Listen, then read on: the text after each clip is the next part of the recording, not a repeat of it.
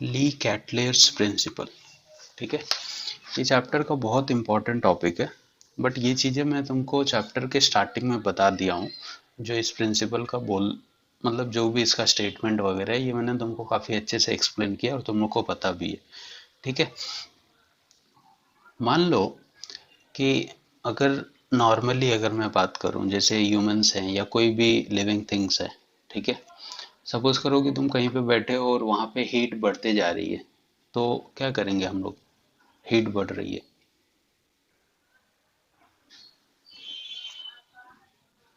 AC लगाएंगे। Very good.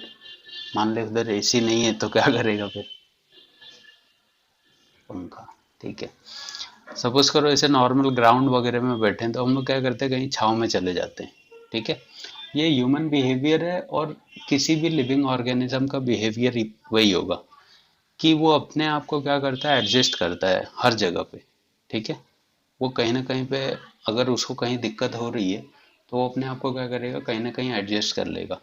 तो same यही कॉन्सेप्ट होता है, अगर ठंडी बढ़ गई तो वो जहाँ पे गर्मी होगा वहां की तरफ जाएगा, अगर गर्मी ज़्यादा हो रही तो जहाँ पे ठंडा है वहां पे जाएगा। ठीक है, तो सेम यही कॉन्सेप्ट होता है रिएक्शंस के साथ। ठीक है, तुम लोग ने ये कॉन्सेप्ट देखा होगा, सुना होगा फोर्स का, कि जब हम लोग दीवार को धक्का मारते हैं तो वो दीवार भी अपने को सेम फोर्स से धक्का मारती है। राइट? सुना है 10th में। तो अगर कोई वॉल वगैरह है, तुम उसको धक्का मार रहे हो, अगर वो कमजोर है तो वो टूट जाएगी, बट अगर वो तुमसे ज्यादा स्ट्रांग है तो वो उतने ही फोर्स से तुमको क्या करती है, पीछे की तरफ धकेल देगी। राइट? मतलब ये कि अगर कोई चीज है, इस पे कोई तुम एक्सटर्नल प्रेशर, कोई भी एक्सटर्नल इन्फ्लुएंस, ऐसे बोल देते हैं, एक्सटर्नल इन्फ्लुएंस समझते हो? एक्सटर्नल इन्फ्लुएंस का मतलब होता है कोई भी चीज हो सकता है, वो प्रेशर हो, टेम्परेचर हो, कंसंट्रेशन हो। ठीक है, कुछ भी अगर तुम एक्सटर्नल इन्फ्लुएंस इस पर्टिकुलर ऑब्जेक्ट पे लगा रहे हो तो पहले तो ये ऑब्जेक्ट क्या होगा, ठीक है, इसको एडजस्ट करने की कोशिश करेगा। अगर एडजस्ट नहीं होता है तो फिर इन चीजों का इफेक्ट तुमको इसके ऊपर देखने को मिलता है। राइट? मतलब पहले वो खुद रोकता है, जैसे वाटर है, मैं बोलूँ कि 10 डिग्री पे क्यों नहीं बॉईल होता है, या 20 पे क्यों नहीं होता, 50 पे क्यों नहीं होता है, 100 पे ही क्यों बॉईल होता है, जबकि मैं उसको एक्सेस में टेम्परेचर दे रहा हूँ 50 डिग्री, 60 डिग्री, 100 पे ही जाके क्यों उसको बॉईल होना है? क्योंकि उसका मॉलिक्यूल क्या करता है, 99 डिग्री तक अपने आप को एडजस्ट करता है कि इस पे मेरे को बॉईल नहीं होना है। बट अगर उसके, तुम बोल सकते हो कि जब उसका स्ट्रेंथ खत्म हो जाता है तब जाके वो क्या होने लगते हैं, वेपर में कन्वर्ट होने लगते हैं। राइट है? तो हर एक चीज की एक लिमिट होती है, उस लिमिट के बाद अगर उसको एक्सटर्नल इन्फ्लुएंस दोगे तो वो अपने आप को एडजस्ट नहीं कर पाएगा। ठीक है, हमारी ही बॉडी है, नॉर्मल फ्लेम वगैरह है तो स्किन कैसा है उसको झेल सकती है, बट अगर ज्यादा फ्लेम होगी तो वो स्किन को जला देगी, सीधी सी बात है। राइट है? तो यही चीज ली कैटलेयर का स्टेटमेंट जो है वो रिवर्सिबल रिएक्शन के लिए है।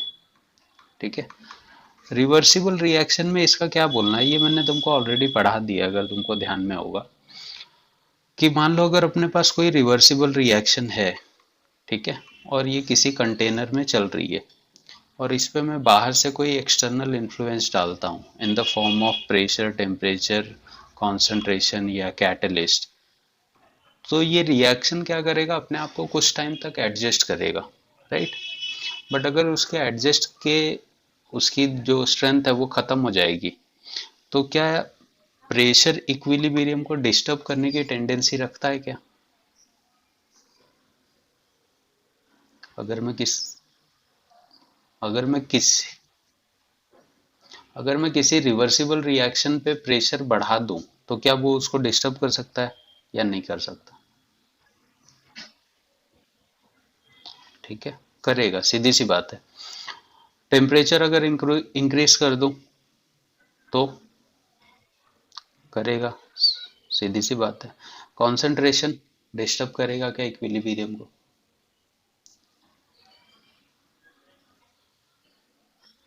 करेगा। कैटलिस्ट करेगा क्या? कैटलिस्ट नहीं करता है। ठीक है, जैसे अगर मैंने तुमको स्टार्टिंग में भी बताया था कि सपोज करो मेरे पास कोई ऐसे रिएक्शन है 2a प्लस 3b, और ये चेंज हो रहा है 3c प्लस d में। ये कोई रिवर्सिबल रिएक्शन है।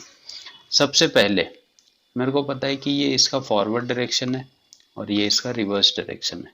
ठीक है, पहला कंडीशन मैं तुमको देता हूँ कॉन्सेंट्रेशन। मैं तुमको बोल रहा हूँ कि मैंने रिएक्टेंट का कॉन्सेंट्रेशन बढ़ा दिया है, तो कौन सी रेट बढ़ जाएगी?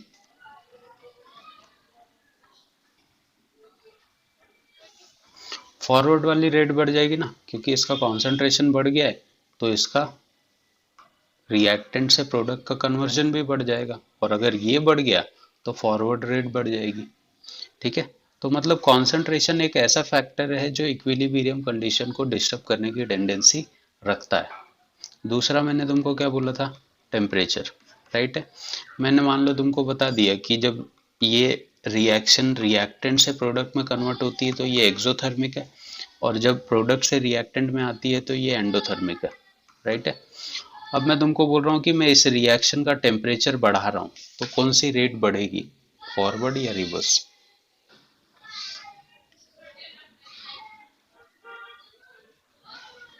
ठीक है, मैंने तुमको ऑप्शन दिया है कि ये जब रिएक्टेंट से प्रोडक्ट में जाता है तो ये जो रिएक्शन का रूट है वो एक्सोथर्मिक है, राइट। और जब प्रोडक्ट से रिएक्टेंट में आता है तो इस रिएक्शन का रूट है एंडोथर्मिक, और इस रिवर्सिबल रिएक्शन का मैं टेम्परेचर इंक्रीज कर रहा हूँ, तो कौन सी रेट बढ़ जाएगी? फॉरवर्ड क्यों बढ़ेगी? एंडोथर्मिक रिएक्शन की रेट बढ़ेगी ना। एंडोथर्मिक क्या करता है? हीट को एब्जॉर्ब करता है, जबकि एक्सो तो खुद रिलीज करता है ना, तो कौन सी रेट बढ़ेगी? एब्जॉर्ब वाली बढ़ेगी ना। ठीक है, तो रिवर्स की रेट बढ़ जाएगी, क्योंकि जितना तुम टेम्परेचर दोगे इसकी स्पीड बढ़ेगी, क्योंकि इसको टेम्परेचर चाहिए। ये तो खुद, इसको टेम्परेचर से कोई दिक्कत ही नहीं है, बढ़े या कम हो उससे कोई फर्क नहीं पड़ेगा, राइट है।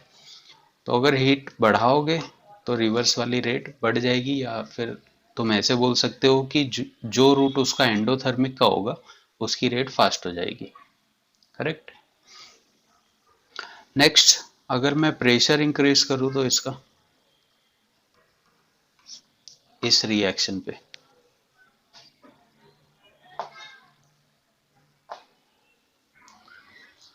ठीक है, यहाँ पे कितने मोल्स हैं टोटल? 3 मोल इसका, 2 मोल इसका है, यहाँ पे टोटल 5 मोल्स है, यहाँ पे टोटल 4 मोल्स है। तो जब मैं प्रेशर बढ़ाऊंगा तो कौन सी रेट बढ़ जाएगी? फॉरवर्ड वाला। मैंने बताया था जब प्रेशर देते हो तो ज्यादा मोल्स किसकी तरफ भागने लगते हैं? कम मोल्स की तरफ, राइट है। मतलब रिएक्टेंट में अगर ज्यादा मोल है तो वो प्रोडक्ट की तरफ कन्वर्ट होंगे। वो तुमको मैंने एक एग्जांपल दिया था ना, अगर किसी पॉलीथीन में हवा भरी हुई है उसको तुम प्रेशर करोगे तो जहाँ पे ज्यादा हवा है वो कम की तरफ ट्रेवल करने लगती है, तो सेम यही कॉन्सेप्ट इसके साथ चलता है। ठीक है, तो ये सब एक्सटर्नल इन्फ्लुएंस है, इनके डालने के बाद इक्विलिब्रियम की रिएक्शन अपने आप को देखो एडजस्ट कर रही है। जैसे ही मैंने ये बढ़ाया तो ये फॉरवर्ड भागने लग गई, जैसे ही मैंने हीट बढ़ाया तो रिवर्स आने लग गई। मतलब इक्विलिब्रियम रिएक्शन, रिएक्शन भी किसमें एग्जिस्ट करना चाहती है? इक्विलिब्रियम कंडीशन पे। अगर कोई एक रेट बढ़ जाएगा तो वो दूसरे रेट को क्या करेगी? इंक्रीज करके उसके लेवल पे आने की कोशिश करेगी। ठीक है, कैटलिस्ट का भी इफेक्ट मैंने तुमको बताया है। क्या होगा कैटलिस्ट का?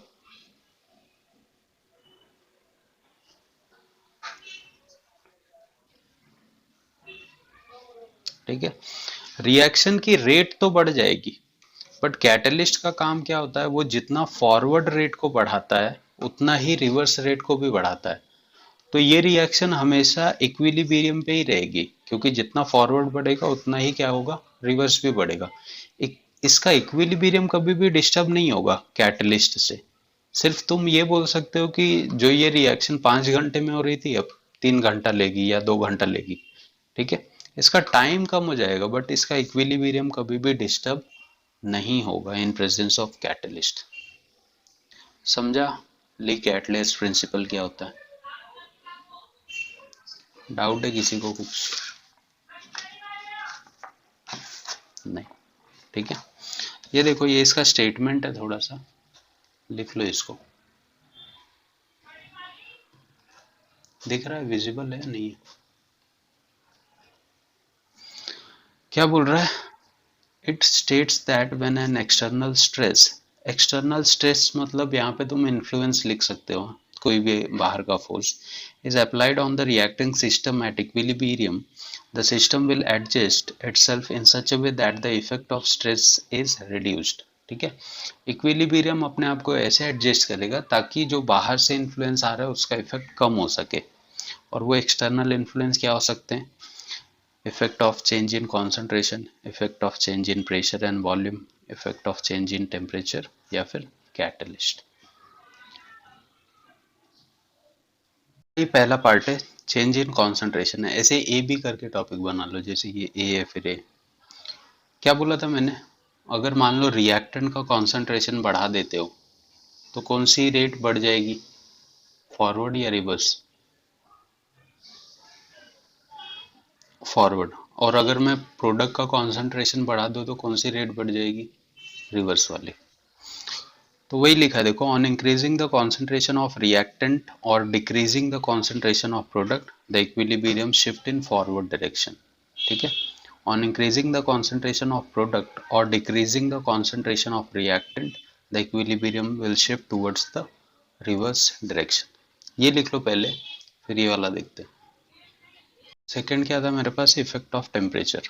मैंने तुमको बताया, on increasing the temperature equilibrium shift in direction in which it is endothermic.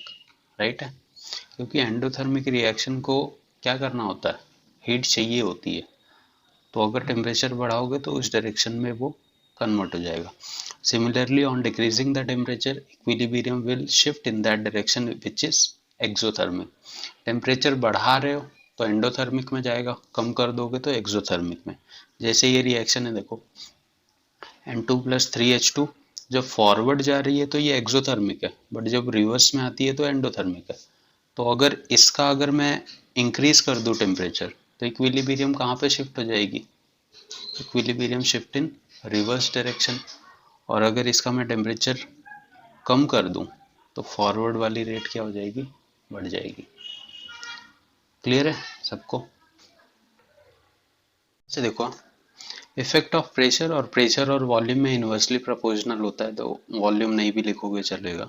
Pressure देखो, on increasing the pressure the equilibrium shift in that direction in which the number of gaseous moles are less या decreasing. ठीक है, तो जब भी मैं pressure बढ़ाऊंगा तो जो ज्यादा मोल होंगे वो किस तरफ भागने लगेंगे, कम मोल्स की तरफ। राइट है, similarly on decreasing the equilibrium will shift in that direction in which the number of gaseous moles are increasing। देखो जैसे ये हम लोग एग्जांपल लेके चल रहे थे, N2+3H2 changes to 2NH3। Reactant side में कितने मोल्स हैं अपने पास, 4 हैं, और प्रोडक्ट में कितने हैं, 2 हैं। ठीक है, number of reactant 4, number of product 2। तो अगर मैं टेम्परेचर ये प्रेशर इंक्रीज करूं तो कौन सी रेट बढ़ेगी, फॉरवर्ड या रिवर्स? फॉरवर्ड बढ़ जाएगी। ठीक है, on increasing pressure the above equilibrium shift in forward direction, similarly on decreasing equilibrium shift in backward direction। Clear है क्या ये कॉन्सेप्ट सबको? ये लिख लो प्रेशर वाला, ये ऊपर वाला, फिर ये देखते हैं effect of catalyst. Of catalyst, अब हमको पता है कि इफेक्ट ऑफ कैटलिस्ट क्या है, क्या करता है कैटलिस्ट?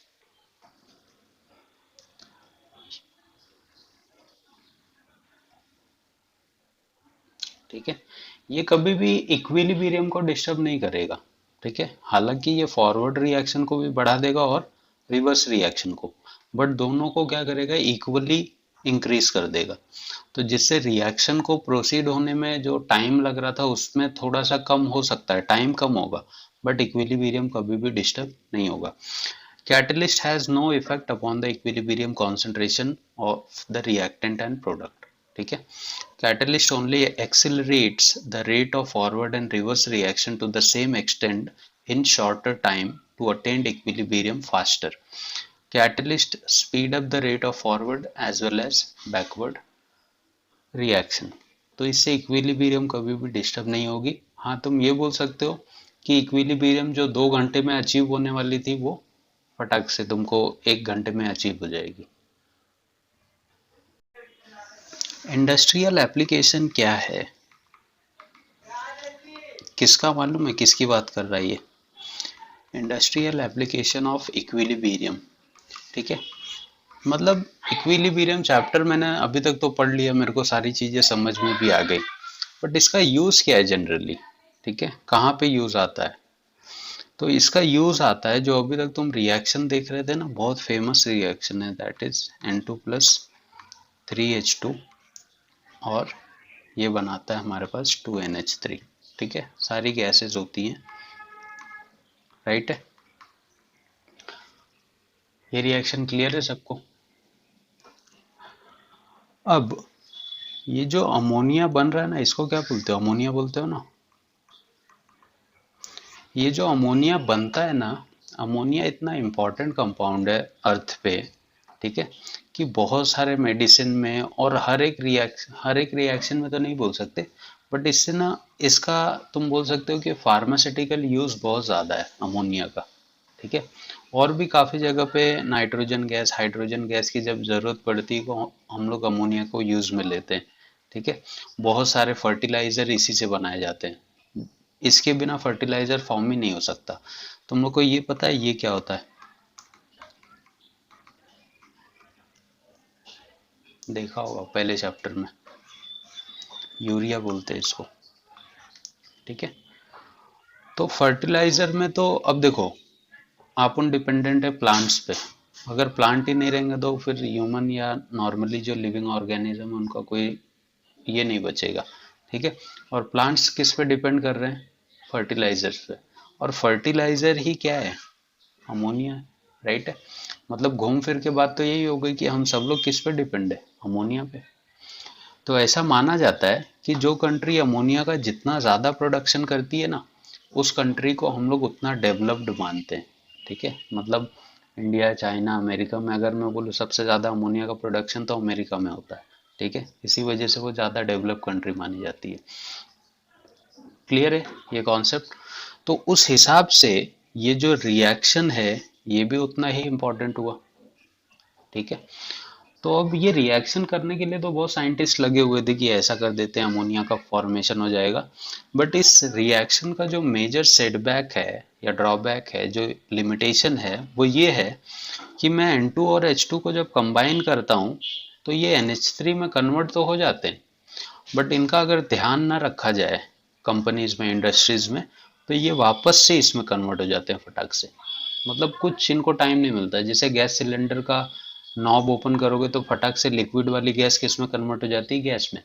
वैसे ही ये अमोनिया कन्वर्ट हो जाता है वापस से N2 और 3H2 में, राइट है? तो ये रिएक्शन को करना तो इजी है, क्योंकि तुमको पता है कि एटमॉस्फेयर में नाइट्रोजन बहुत ज़्यादा परसेंटेज में प्रेजेंट है, हाइड्रोजन भी बहुत है, इनको पकड़ो, कंबाइन कर दो, अमोनिया बन जाएगा। बट इतना ही जल्दी ये रिवर्स भी हो जाते हैं। ठीक है, तो इस रिएक्शन को परफॉर्म करना हार्ड नहीं है, अमोनिया बनने के बाद इसको रिवर्स आने से रोकना थोड़ा सा दिक्कत वाला काम है। तो बाकी सब साइंटिस्ट जब एकदम दिक्कत में आ गए कि ये मतलब बन तो जा रहा है, वापस रिवर्ट हो जा रहा है, हमारा पूरी जो मेहनत थी वो खराब हो जा रही है। ठीक है, तब इस चीज को परफॉर्म किया हेबर करके एक साइंटिस्ट ने, और इसी वजह से इसको नाम दिया जाता है हेबर्स प्रोसेस। ठीक है, अब उस साइंटिस्ट के दिमाग वाले तुम लोग भी बन चुके हो, अगर ये चैप्टर तुमको समझा होगा ना ठीक से, तो इस साइंटिस्ट के इतना तुम्हारे पास दिमाग आ गया। इस साइंटिस्ट ने क्या बोला था? अगर मैं तुमको बोलूं कि मेरे पास ये रिएक्शन है, ये सिर्फ फॉरवर्ड जानी चाहिए और रिवर्स नहीं आनी चाहिए, तो तुम लोग बता सकते हो मैं कौन कौन से फैक्टर्स को यूज करूंगा? ठीक है, ऐसे पे ये क्या एक्सोथर्मिक है और ऐसे पे क्या है एंडोथर्मिक है, राइट है? तो मैं क्या करूंगा, टेम्परेचर क्या रखूंगा इसमें, लो की हाई? ठीक है, नहीं, रिवर्स वाले में, रिवर्स में एंडो है ना, अगर मैं टेम्परेचर बढ़ा दूंगा तो ये तो और तेजी से इसमें कन्वर्ट होने लगेगा, राइट है? तो मेरे को टेम्परेचर क्या रखना पड़ेगा, लो रखना पड़ेगा, राइट? दूसरा, प्रेशर क्या करूं मैं इसमें,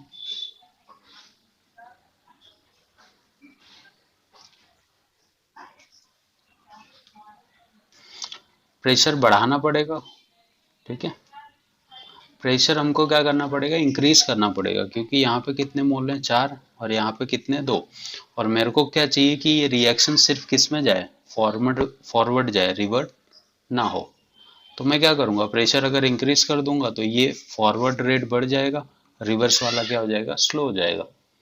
ठीक है, कैटलिस्ट इसमें यूज कर सकते हैं क्या अपन। ठीक है, तुमको तुमको अमोनिया बनाना है और जल्दी बनाना है, तो कैटलिस्ट तो यूज करना ही पड़ेगा, राइट है ना।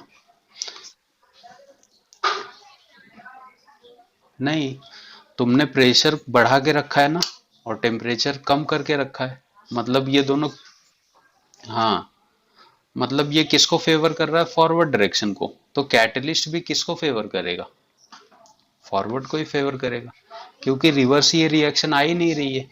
तो कैटलिस्ट अगर तुमने यूज कर भी दिया तो जो 3 घंटे में रिएक्शन हो रही थी वो 2 ही घंटे में होगी, और प्रेशर और टेम्परेचर बढ़ा हुआ है, तो इसके वजह से ये रिएक्शन रिवर्ट नहीं आएगी। तो यही काम किया था हेबर्स ने, और इसी को हम लोग बोलते हैं हेबर्स प्रोसेस। ठीक है, तो जो रिएक्शन प्रोसीड नहीं हो रही थी उसको हेबर ने लार्ज अमाउंट में अमोनिया फॉर्म करके बताया था। ठीक है, अब देखो, ये हेबर का ओवरऑल डायग्राम है। ठीक है, इसके पास 2 चैम्बर है, एक ऊपर एक नीचे। ठीक है, ऊपर वाला चैम्बर क्या करता है, नाइट्रोजन कलेक्ट करता है फ्रॉम द एयर। नीचे वाला चैम्बर क्या करता है, हाइड्रोजन कलेक्ट कलेक्ट करता है फ्रॉम द नेचुरल गैस। मतलब ऊपर से नाइट्रोजन आ रहा है, नीचे से हाइड्रोजन। नाइट्रोजन और हाइड्रोजन किस रेशो में कंबाइन होते हैं NH3 फॉर्म करने के लिए, एक नाइट्रोजन का और 3। ठीक है, तो नाइट्रोजन और हाइड्रोजन 1:3 के रेशो में कंबाइन हो जाएंगे। और यहाँ पे हम लोग ने देखो क्या कर रखा है, 200 ATM, मतलब प्रेशर बढ़ा के रखा है, और 450 सेंटीग्रेड मतलब टेम्परेचर नॉर्मल है। ये टेम्परेचर अपने लिए ज़्यादा है, बट जो इक्विपमेंट्स होते हैं ना, मशीन वगैरह, उसमें ये बहुत कम टेम्परेचर है। अपने को लग रहा है 450 सेंटीग्रेड बहुत ज़्यादा होगा।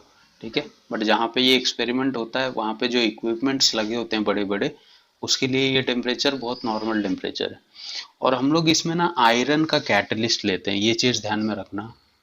मैंने बोला ना, टेम्परेचर कम, प्रेशर ज़्यादा, और कैटलिस्ट। और कैटलिस्ट क्या है, हेबर के प्रोसेस में आयरन का वो कैटलिस्ट लेता है। फिर ये तीनों जब कंबाइन होते हैं तो रिएक्शन सिर्फ फॉरवर्ड जाती है, और क्या बनता है तुम्हारे पास, अमोनिया का फॉर्मेशन होता है। ठीक है, स्टिल रिएक्शन पूरी, बैकवर्ड वाली रिएक्शन पूरी तरह से बंद नहीं होगी। ठीक है, कुछ ना कुछ उसके पार्ट वापस से गैस में कन्वर्ट हो जाएंगे। तो मान लो ये अनरिएक्टेड गैस है, वापस से इसको हम लोग फिर से वही चैम्बर में रोटेट कर देते हैं, तो ये गैस ऐसे घूमती रहती है यहाँ पे। ठीक है, जो अमोनिया में नहीं कन्वर्ट हुई है वो फिर से जाएगी, फिर से अमोनिया में कन्वर्ट हो जाएगी, फिर कुछ गैसेस बचेंगे तो फिर से। तो ये हेबर का ओवरऑल प्रोसेस है। नाइट्रोजन हाइड्रोजन को कंबाइन करो, प्रेशर टेम्परेचर मेंटेन करो, कैटलिस्ट, उससे अपना अमोनिया का फॉर्मेशन हो जाएगा। जो नहीं हो रहा है, जो गैसेस नहीं रिएक्ट कर रही, वापस से इसमें आएंगी, फिर से उनको उसी चैम्बर में फेंक दिया जाएगा, तो वापस से एक बार नहीं बना, 2 बार नहीं, तीसरे बार तो बन ही जाएगा ना। तो ये सब हम लोग खाली इसलिए कर रहे हैं कि ये रिएक्शन रिवर्ट में ना आ सके। समझा ये प्रोसेस पूरा सबको। कॉन्सेंट्रेशन का है ना, जितना तुम ज्यादा नाइट्रोजन और हाइड्रोजन डालोगे उतना ज्यादा NH3 बनेगा। तो इसमें कॉन्सेंट्रेशन का भी टर्म नहीं, ये तो लॉजिकल चीज है। अब देखो, इसमें नाइट्रोजन है ही नहीं, अगर इसमें हाइड्रोजन है ही नहीं, तो ये करके मेरे को कुछ मतलब निकलेगा क्या। अगर मान लो यहाँ पे हाइड्रोजन नहीं, यहाँ पे नाइट्रोजन नहीं, कुछ भी नहीं है, तो यहाँ पे अगर मैं कितना भी मेंटेन करूँ तो NH3 बनेगा क्या, नहीं। अब सीधी सी बात है, मैं तुमको बोलूँ कि यहाँ पे मैंने 5 किलो नाइट्रोजन लिया है और 6 किलो हाइड्रोजन, तो ये कंबाइन होकर 8-10 किलो NH3 बनाएंगे। बट अगर मैं दोनों को 20-20 किलो ले लूँ तो 40 किलो बनेगा। सीधी सी बात है, कॉन्सेंट्रेशन जितना बढ़ाओगे उतना ज़्यादा प्रोडक्ट मिलेगा।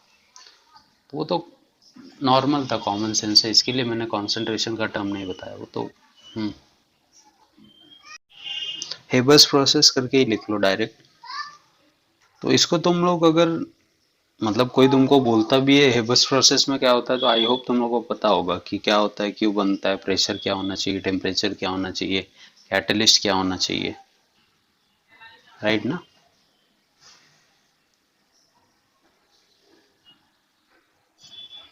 लिख लो उसके ऊपर, पीछे भी है वो भी दिखा देता हूँ, पहले ये कंप्लीट कर लो।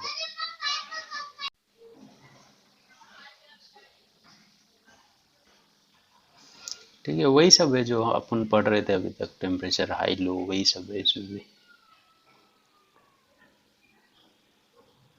ये डायग्राम बना लो हेबर्स का तुम लोग, ध्यान में रहेगा सबको।